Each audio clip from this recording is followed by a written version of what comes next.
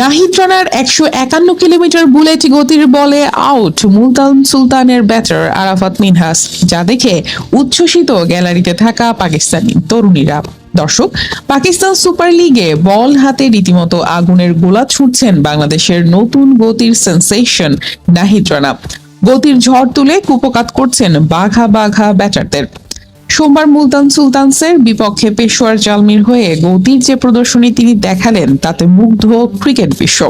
ম্যাচের উত্তেজনা যখন তুঙ্গে, তখন নিজের করা প্রথম 2 ওভারে 16 রান দিয়ে কিছুটা চাপে ছিলেন নাহিদ, তবে আসল নাটকীয়তা বাকি ছিল শেষ ভাগে। যখন শেষ 24 বলে মুলতানের জয়ের জন্য প্রয়োজন 46 রান, তখন বাজি হিসেবে নাহিদ রানাকে আবারও আক্রমণে ডাকেন অধিনায়ক বাবর আজম।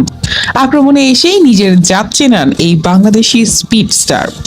ঘন্টায় 151 কিলোমিটার গতির এক বিধ্বংসী হাফ ভলি ডেলিভারি সামলাতে হিমশিম খান মুলতানের ব্যাটার আরাফাত মিনহাস।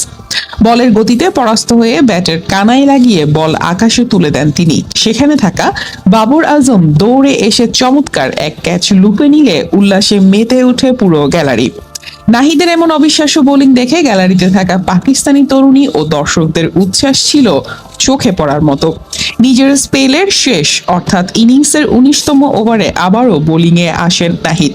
সেই ওভারেও তিনি ছিলেন সমান ধারালো। এবার তার শিকার মুলতানের ব্যাটার ওয়াসিম।